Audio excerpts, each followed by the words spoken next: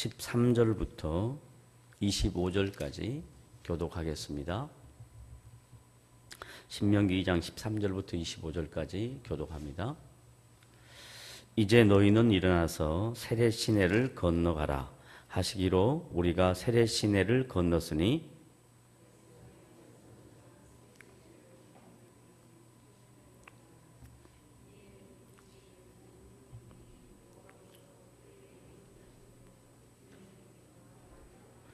여호와께서 손으로 그들을 치사 진영 중에서 멸하신 고로 마침내는 다 멸망되었느니라.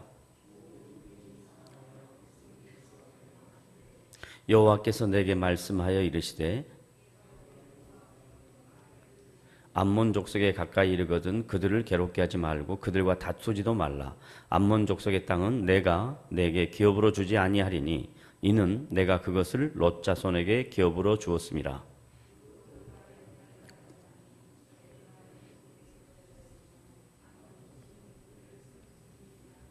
그 백성은 아낙 족속과 같이 강하고 많고 키가 컸으나 여호와께서 암몬 족속 앞에서 그들을 멸하셨으므로 암몬 족속이 대신하여 그 땅에 거주하였으니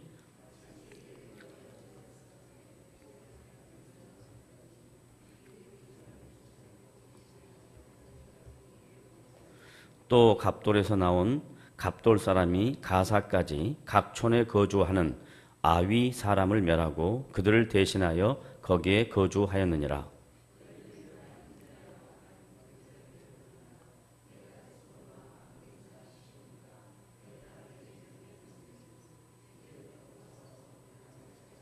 (25절) 합독합니다.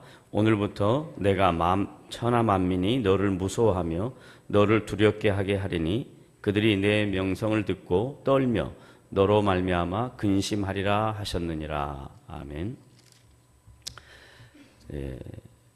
오늘은 신명기 2장 13절로부터 25절까지 말씀을 두 내용으로 나누어서 함께 생각할까 합니다.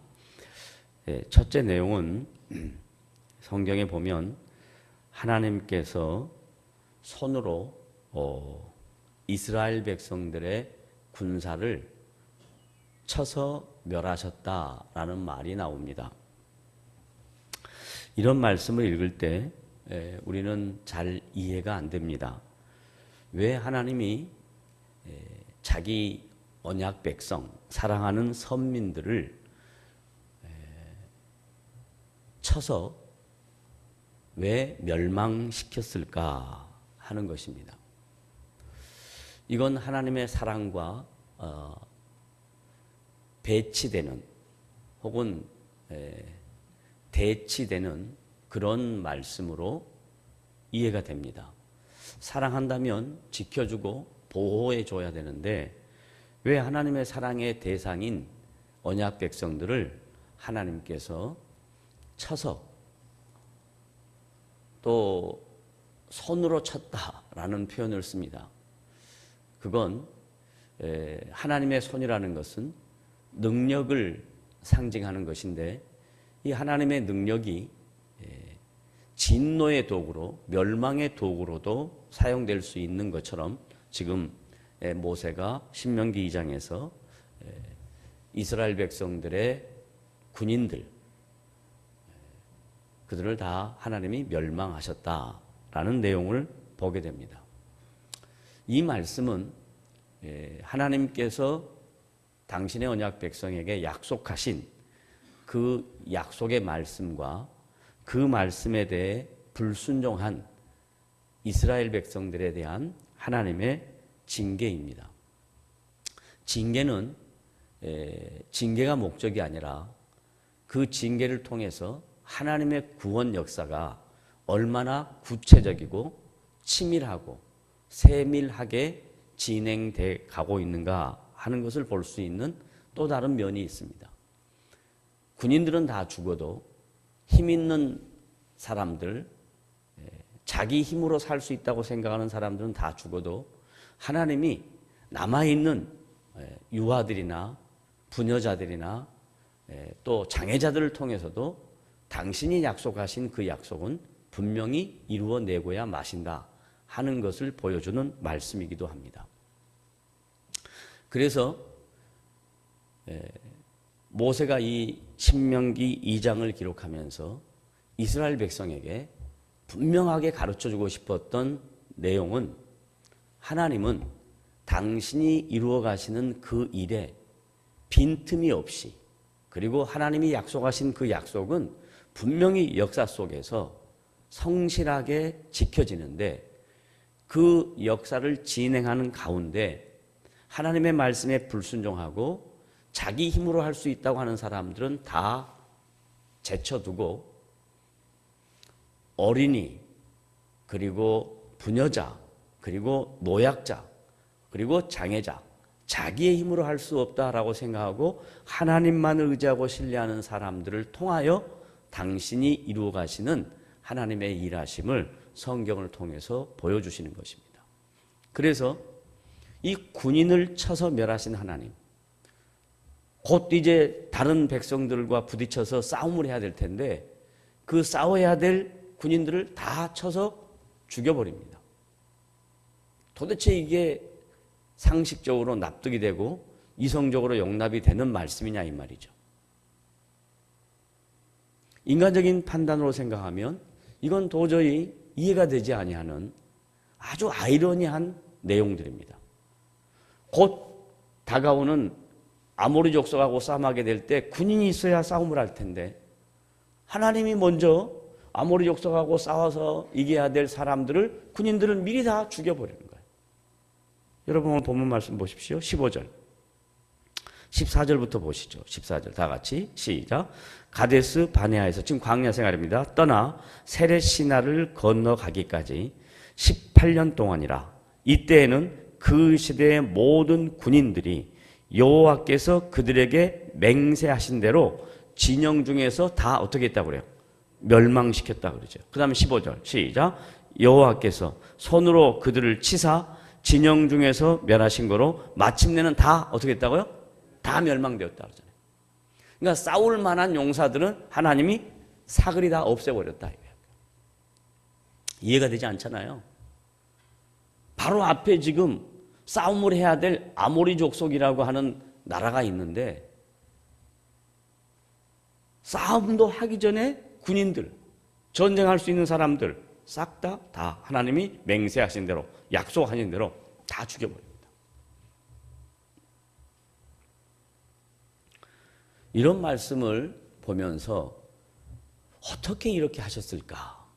라는 이제 우리 나름대로의 의아한 마음이 생깁니다. 도대체 왜 그러셨을까? 그 이유는 신명기 30장에 가면 동일한 저자가 신명기 30장에서 이렇게 가르칩니다. 신명기 30장 19절 함께 읽어봅니다. 시작. 내가 오늘 하늘과 땅을 불러 너희에게 증거를 삼노라. 내가 생명과 사망과 복과 저주를 내 앞에 두었은즉 너와 내 자손이 살기 위하여 생명을 택하고 내 하나님 여호와를 사랑하고 그의 말씀을 청종하며 또 그를 의지하라. 자, 여기서 잠깐 정리합시다. 하나님이 자기 자신이 어떤 분이신가를 오늘 지금 동일한 신명기 30장 19절에서 자기가 생을 주관하고 사를 주관하고 화를 주관하고 복을 주관하신 분이다 라고 얘기합니다. 이 생을 주관한다라는 표현은 하나님께서 모든 사람들을 이 세상에 보내신 분이시고, 그리고 이 세상에 보내신 그 사람들의 인생을 하나님이 지키신다는 의미가 담겨져 있습니다. 사는 하나님이 이 세상에 보내신 모든 사람에게 하나님의 방법과 하나님의 계획대로 인간 모두에게 인생의 끝이 있다라는 것을 가르칩니다. 그 중에 이제 오늘 본문 말씀에 이스라엘 군인들이 모든 병사들이 전부 다 멸망했다라고 할 때 전체적인 집합체적인 죽음은 하나님께서 그들을 다 죽여놔도 병사들이 하나도 없어도 그들의 힘이 아무리 막강하다고 한다 할지라도 그것 전혀 관계치 아니하시고 하나님이 친히 약속하신 그 약속은 하나님 스스로 지키시겠다 하는 하나님의 의지입니다. 군인들이 자기의 힘으로 광야에서 이제 가나안 땅에 들어가며 그 가나안 땅에 있는 여러 족속들과 대항해서 싸울 때 그들의 힘으로 싸우는 것이 아니라 하나님이 아브라함에게 약속한 그 약속을 분명히 지키시는데 사람의 힘을 통해서 하지 않겠다 이 말이에요. 하나님의 하나님 되심으로 하나님이 어떻게 그 약속을 신실하게 이끌어 가시는가를 보여주시겠다는 거예요. 그리고 그들이 하나님의 말씀에 불순종한 결과로 다 멸망합니다. 그리고 인생살이를 할 때 모든 사람에게 좋은 일만 있으면 좋겠는데 어려운 일도 있습니다. 이해되지 않는 일도 있습니다. 그러면 이 어려운 일, 이해되지 않는 일들, 그것들이 왜 있을까? 이렇게 생각하지 말고 이 어려운 일들은 하나님께서 우리를 훈련시키기 위함이고 하나님이 우리를 거룩하게 만드는 과정이다. 이렇게 이해하면 됩니다. 그 다음에 복은 현세적이고 물질적인 복도 분명히 포함되어 있지만 하나님이 우리와 함께 하신다는 것 자체가 복이다 이런 뜻입니다.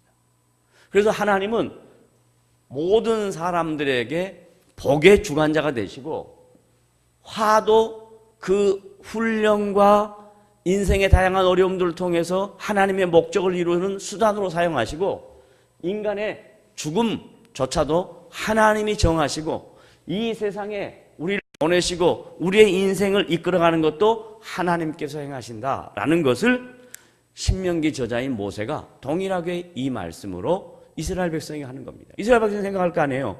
왜 우리 군인들, 이 씩씩한 군인들, 우리를 위해서 싸워줄 군인들 하나님 왜 직접 손으로 다 쳐서 멸망하십니까? 이런 의아함이 있을 거 아니에요. 그런 의아함을 하나님께서 이 말씀을 통해서 분명히 풉니다. 내 하나님 여호와를 사랑하고 그의 말씀을 청종하며 또 그를 의지하라. 그러니까 이스라엘 백성들에게 하나님의 언약 백성들에게 삶의 목적은 다른 거 없습니다. 세 가지. 하나님을 사랑하고 그의 말씀을 청종하며 그리고 여호와를 의지하는 것밖에 없다. 그 다음 그는 내 생명이시요 내 장수이시니 여호와께서 내 조상 아브라함과 이삭과 야고보에게 주리라고 맹세하신 땅에 내가 거주하리라. 분명히 하나님이 약속한 그 약속은 지키신다 하는 것이 오늘 신명기 2장 말씀의 보조 설명이 여기 신명기 30장 19절 20절에 기록되어 있습니다. 그 다음에 신약에 가면 사도행전 15장 한번 가봅니다. 사도행전 15장 17장 죄송합니다. 사도행전 17장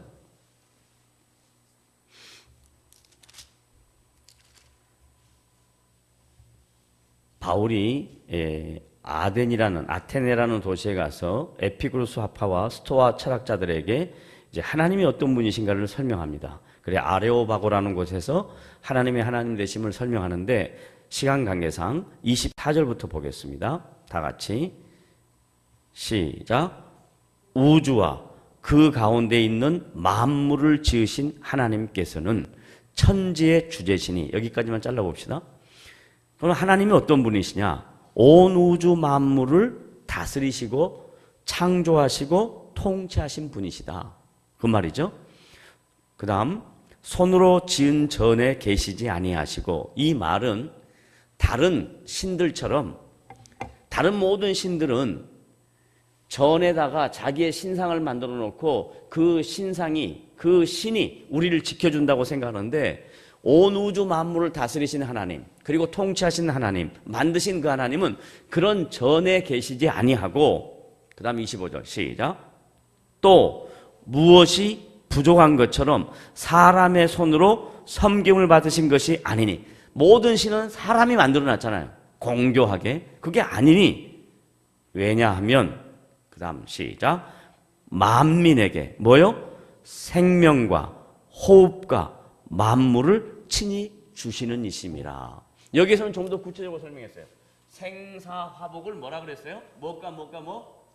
생명과 또 호흡 또 만물을 다스리시는 분. 보세요. 이 생명은 시작입니다. 호흡은 삶의 과정입니다. 삶의 과정 속에서 우리 모두에게 하나님은 만물을 다스리시는 분으로 우리의 인생을 지키시는 분이다 라고 사도 바울이 그 당시 헬라 철학자들에게, 에피쿠르스 학파 철학자들과 스토아파 철학자들에게 그들이 인생을 논할 때, 신을 논할 때, 신에 대하여 설명하는데 하나님은 온 우주 만물의 창조주시다, 통치자시다, 지배자시다, 지금도 살아계신 분이다. 그래서 우리의 생명을 주관하신 분이다. 우리의 호흡을 주관하신 분이다. 만물을 다스리시는 분이다 라고 이렇게 설명을 합니다. 그 다음 26절 시작. 인류의 모든 족속을 한 혈통으로 만드사 온 땅에 살게 하시고 그들의 연대를 정하시며 거주의 경계를 한정하셨으니 이는 사람으로 혹 하나님을 더듬어 찾아 발견하게 하려 하심이로되 그는 우리 각 사람들에게서 멀리 계시지 아니하도다. 28절 시작. 우리가 그를 힘입어 살며. 자, 신앙생활이라는 건 뭐냐? 하나님에 의해서 하나님이 주시는 힘으로 사는 겁니다. 지금 우리가 살고 있는 것은 내 힘으로 사는 것이 아니라 하나님이 주시는 힘으로 내가 사는 겁니다. 따라합시다. 내가 사는 것은 하나님이 허락하시는 뭘로 산다? 힘으로 산다. 우리가 그를 힘입어 살며. 참 표현이 재밌습니다. 그 다음 기동하며. 기동이 뭔 말이에요? 움직이며 일을 하며 그 다음에 존재하느니라. 너희 시인 중 어떤 사람들의 말과 같이 우리가 그의 소생이라 하니 이와 같이 하나님의 소생이 되었은즉 하나님을 금이나 은이나 돌에다 사람의 기술과 고안으로 새긴 것들과 같이 여길 것이 아니니라. 바울이 지금 아레오바고에서 그 많은 사람들 앞에 광장에서 스토아 학파 철학자들과 에피쿠르스 학파 철학자들 앞에서 하나님을 변증하는 것입니다. 신명기 저자인 모세가 하나님이 어떤 분이냐? 생사화복을 주관하시는 하나님이다 라고 가르칩니다. 그러면서 이제 모압 족속들을 만나거든 그들을 가만둬라. 그들의 땅도 하나님이 그들에게 주셨다라고 이야기한 내용 우리가 쭉 지난주와 함께 살펴보았고, 그 다음에 이제 24절, 25절에는 그와 정반대되는 내용이 또 기록되어 있습니다. 본문으로 돌아갑니다. 신명기 2장 24절 다 같이 읽습니다. 시작. 너희는 일어나 행진하여. 그럼 여기 너희는 누굴까요? 여기 너희는 누구냐면요, 군인들은 다 어떻게 되었어요? 다 죽었잖아요.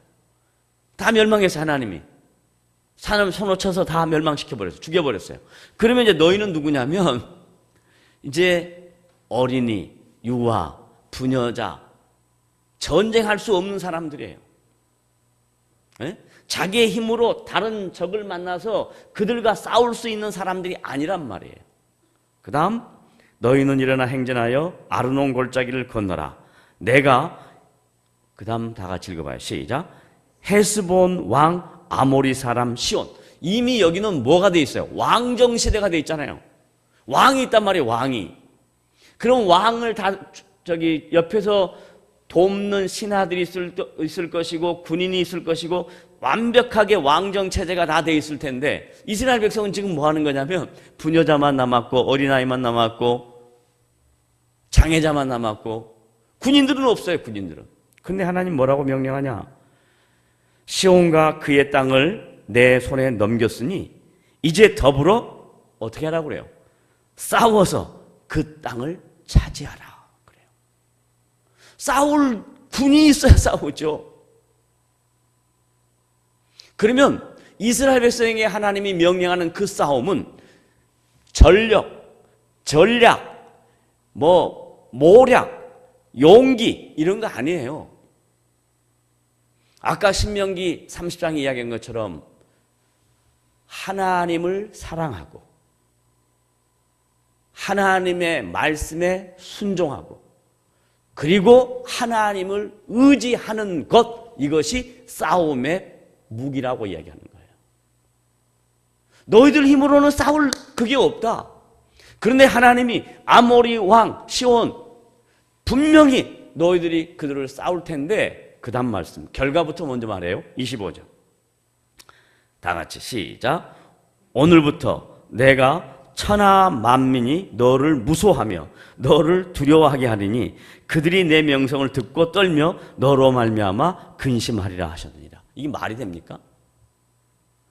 이게 말이 안 되는 얘기죠. 잘 훈련된 군인들이 있고 그 용맹무쌍한 군인들이 훌륭한 전략가, 훌륭한 전쟁 무기와 다양한 것들을 갖고 가가지고 그들과 싸워서 이길 수 있는 확실한 전술의 책략이 있다면 이 말이 맞지만 지금 이미 그 위에 하나님이 모든 군인을 다 죽여버렸잖아요. 그런데도 불구하고 하나님께서 이스라엘 백성에게 말합니다. 너는 이제 더불어 저들과 싸워서 그 땅을 차지해라. 그런데 그 싸움의 방법은 너희들의 힘으로 하는 것이 아니다. 너희들의 능력으로 하는 것이 아니다. 살아계신 그 하나님이 너희를 사랑하고 그 사랑하신 그 하나님의 말씀을 순종하고 그리고 하나님을 의지하고 나아가라. 그러면 어떻게 되냐? 만민이 너를 무서워하고 너를 두려워하게 하리니 너 명성이 천하 만민이 듣고 떨며 근심하리라 라고 성경에 약속합니다. 그러면 이 말씀의 의미가 뭘까요? 우리가 이스라엘 백성도 아니고 우리의 군인들이 60만 대군들이 다 죽은 것도 아니고 지금 북한에서 지금 별 일을 다 하는데 우리도 다 군인 없애버리고 그거 아니고, 그럼 이 말씀의 의미는 뭘까요? 이미 이 말씀은 예수 그리스도에 의해서 예수님께서 하나님의 구원 역사를 다 이루시고 오순절 성령 강림을 통해서 예수 믿는 모든 사람들에게 우리가 이 땅에 살아갈 때, 이 험악한 세상에 살아갈 때 하나님의 백성으로 살아가는 성도의 자세가 자기 힘, 능력 있는 군인들이 아니라 어린아이, 부녀자처럼 자기 힘이 없어요. 자기 능력이 없어요. 그래 하나님 말씀 의지하고 하나님을 사랑하는 마음으로 하나님의 말씀에 순종하는 마음으로 우리가 살아갈 때 어떻게 살아갈 것이냐, 그게 에베소서에 가면 정확하게 묘사되어 있습니다. 에베소서 6장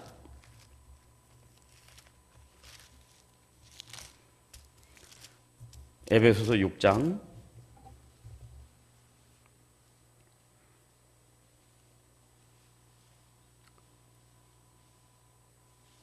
10절부터 볼 텐데요. 자, 이 내용이 어떤 내용인지를 먼저 설명합니다. 에베소서 5장 18절에 가면 성령 충만을 받으라 라고 얘기합니다. 그래서 이어지는 모든 말씀 속에 성령 충만이 뭔지를 실제적으로 얘기합니다. 6장까지. 보편적으로 우리가 신앙생활하면서 성령 충만이라는 것을 어떻게 이해하고 있냐면 다른 사람보다 좀 열정적인 사람, 기도할 때 좀 뜨겁게 하는 사람, 찬송할 때 좀 막 열광적으로 하는 사람, 이런 어떤 종교적인 행위가 남보다 좀 특별한 사람을 보고 성령 충만하다라고 생각합니다. 근데 성경에서 말하는 성령 충만은 전혀 그런 내용이 아닙니다. 어떤 내용이냐면 성도가 이 세상에 살아갈 때 이 세상 살면서 겪게 되는 다양한 관계성에 대한 이야기입니다. 그런데 그 다양한 관계성이 어디서부터 시작하냐면 부모와 자식 간에부터 시작합니다. 남편과 아내 사이에 시작됩니다. 그 다음에 가정을 떠나서 이제 가정이 커지면 사회니까 사회 속에서 종이 있고 상전이 있습니다. 그 관계성 속에서 삽니다.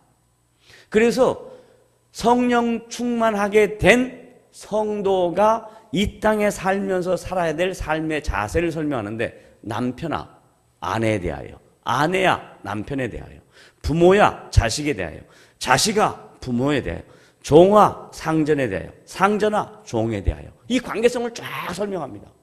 그러니까 성령 충만이라는 것은 어떤 종교적인 행태가 아니라 각자 인생이 살아갈 때 그 다음 10절부터 나오는 그 영적인 전투를 하는 과정 중에 성령 충만한 사람들이 가져야 될 삶의 관계성, 주님이 원하는 성도로서의 본분, 하나님의 말씀에 순종하면서 살아가야 될 성도의 자세에 대하여 이야기하는 거예요. 그게 이제 10절부터 에베소서 6장 다 같이 읽습니다. 시작. 끝으로 너희가 주 안에서와 그 힘의 능력으로 강건하여지고. 이게 답입니다. 이게 답입니다. 아까 하나님께서 신명기에서 군인들 다 없애버리고 아모리 사람 그 시온 왕에 더불어 싸워서 그 땅을 차지하라 그러잖아요. 그러면 그들의 힘으로는 안 된다 이 말이에요. 그럼 어떻게? 그 힘의 능력으로, 성령이 주시는 힘의 능력으로, 하나님이 도와주시는 힘으로, 그런 뜻입니다. 하나님이 도와주시는 힘으로 어떻게 사냐? 그분을 사랑하면 하나님의 사랑을 통해서 우리가 힘을 얻게 되는 거예요. 하나님의 말씀에 순종하면 우리가 힘을 얻게 되는 거예요. 말씀을 통해서. 하나님을 의지하면 힘을 얻게 되는 거예요. 그 힘으로 싸우는 거예요. 그 힘으로. 자, 이제 어떻게 싸우는가? 구체적으로 11절 시작. 마귀의 간계를 능히 대적하기 위하여. 자, 마귀는 뭐냐면요, 매우 간교한 계략을 갖고 있습니다. 쉬운 상대가 아니라는 이야기입니다. 쉽게 말하면 얼마나 사탄이 간교한지 몰라요. 하나님의 말씀 위에 분명하게 서 있지 않으면 이 사탄의 간교함에 다 넘어갑니다. 앞에 명분은 분명히 하나님이라는 이름을 사용합니다. 가면 갈수록 마귀는 더 강교해집니다. 하나님이라는 이름을 사용해요. 신앙이라는 이야기를 도용해요. 믿음이라는 말을 합니다. 열심이라는 얘기를 합니다. 그런데 그 안에 들어가면 그 안에 마귀의 강교함이 있어요. 그걸 어떻게 알아내느냐? 그 다음 말씀 보세요. 마귀의 강교함을 능히 대적하기 위하여. 그 다음 시작.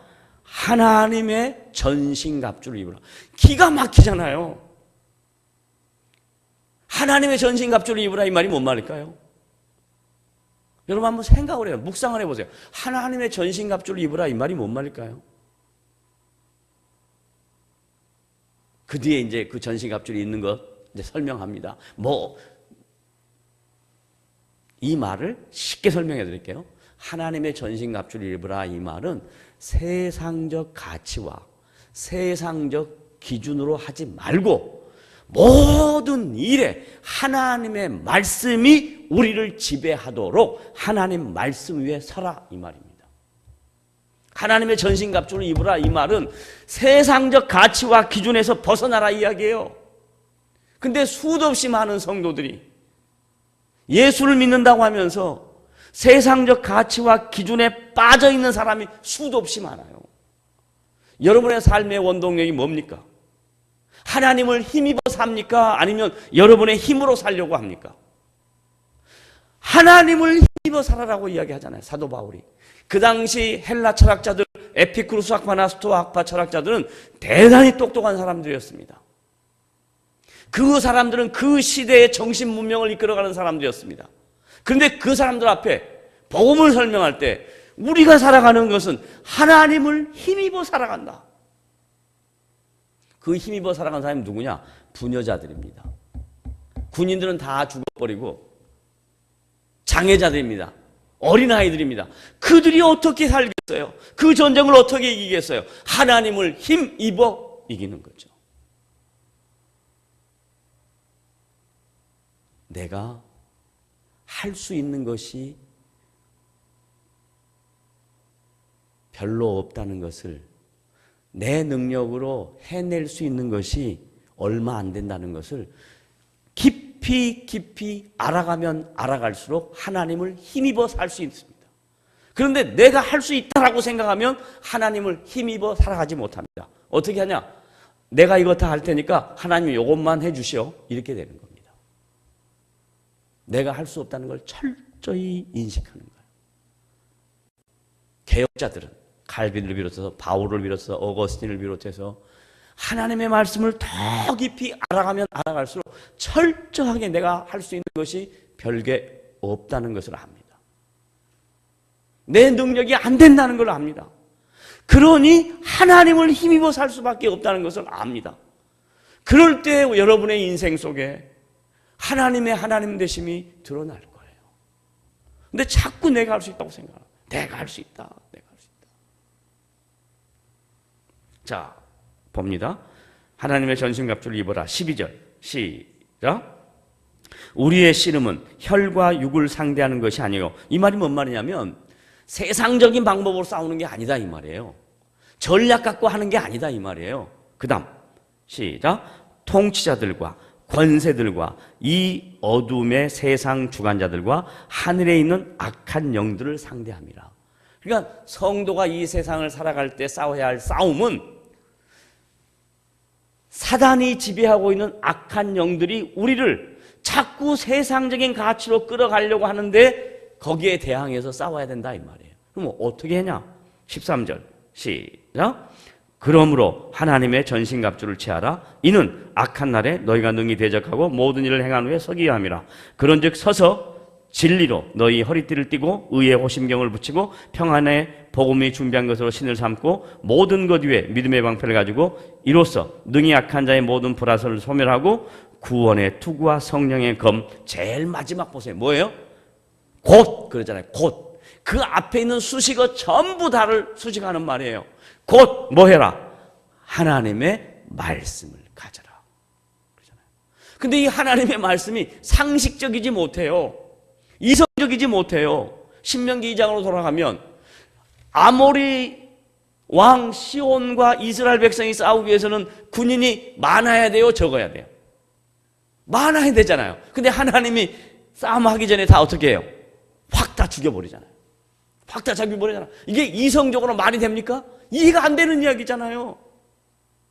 그 하나님의 말씀을 깊이 묵상해 보면 이거예요. 아, 군인은 다 죽어버리고 전쟁할 사람이 없는데 하나님이 싸우라 그런다.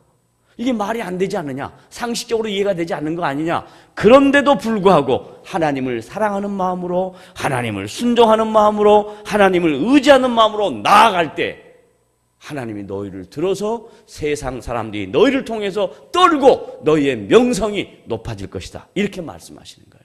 이게 하나님의 말씀이에요. 이게. 하나님의 말씀을 가져라 라고 얘기합니다. 오늘 신명기 2장에 나타난 이 이해가 되지 않는 상식적으로 도저히 설명이 안 되는 내용을 여러분들이 말씀을 통해서 쭉 살펴보면서 하나님이 왜 다 구인을 죽였을까? 왜 그랬을까? 그건 이미 앞에서 지난 시간에 말씀을 드렸어요. 하나님이 미리 말씀하셨습니다. 모세를 비롯해서 애굽에서 강야 생활한 1세대는 다 없앤다고 그랬어요. 그리고 이제 2세대가 들어갈 텐데 2세대는 그때 당시로 말하면 어린아이입니다. 부녀자입니다. 그리고 장애인입니다. 자기의 힘으로 할 수 없다는 것을 하나님은 이 말씀을 통해서 상징적으로 보여주는 거예요. 생사화복을 주장하신 살아계신 하나님, 천지의 주제이신 하나님이 하나님의 방법으로 인도할 테니까 두고 봐라. 너희들이 그 말씀을 듣고 순종하기만 하면 다른 모든 사람이 두려워 떨고 무서워할 것이다. 근데 지금 현재 우리 기독교인들의 이 사회 속에서 위치는 어떻습니까? 세상 사람들이 우리를 보고 떱니까? 우리가 세상 사람들을 보고 떨죠. 뿐만 아니라 세상 사람들 앞에 손가락질만 당하죠. 왜 그러냐면 기독교라는 것이 자아를 추구하고 이 길을 추구하는 그런 주관적인 종교로 변질되어 버렸습니다. 내 복, 나의 잘됨, 우리 가정의 잘됨, 내 교회의 잘됨, 이것들이 목적이 돼버린 거예요. 하나님의 나라가 목적이고 하나님의 영광이 목적인데 그 모든 것들은 다 잊어버리고 그저 내 잘 살고 내 잘 먹고 나 잘 되면 된다 하는 것이 지금 우리가 살고 있는 이 시대의 하나님의 백성들의 신앙의 현주소라면 이 얼마나 답답한 일입니까? 하나님은 군인 다 없애버리고 세상 사람들 별거 아니라고 생각하는, 아모리 왕이 생각할 때 저것들 저거 아무것도 아니라고 생각하는 그런 절개들을 통해서 하나님의 나라는 이루어지는 겁니다. 근데 그 사람들은 하나님을 사랑합니다. 하나님의 말씀을 순종합니다. 하나님을 의지합니다. 하나님을 의지하는 자에게 역사가 나타나고 하나님을 사랑하는 자에게 역사가 나타나고 하나님의 말씀을 순종하는 자에게 역사가 나타날 것입니다. 제발 이 어줍지 않은 이 여러분들의 짧은 지식으로 신앙을 속단하지 마십시오. 하나님의 나라를 폄하하지 마십시오. 주님의 교회를 우습게 생각하지 마십시오. 하나님은 하나님의 방법으로 하나님의 나라를 지금 이 시간에도 이끌어가고 있다는 사실을 철저하게 인식하셔서 여러분은 이제 세상에 나가서 싸워야 합니다. 그 싸우는 방법은 다른 거 아무것도 없습니다. 하나님의 말씀을 여러분이 든든하게 가져야 된다는 것입니다. 따라합시다. 하나님의 말씀으로 이 세상에 나아가 담대하게 승리하는 복된 성도가 되자. 믿으십니까? 아멘. 기도하고 마치겠습니다. 하나님 아버지, 말씀을 통해 주의 뜻을 우리가 배웁니다. 그리고 주님이 우리에게 하신 말씀을 또다시 한번 되돌아봅니다. 하나님 의지하게 하시고 하나님 말씀 순종하게 하시고 하나님 사랑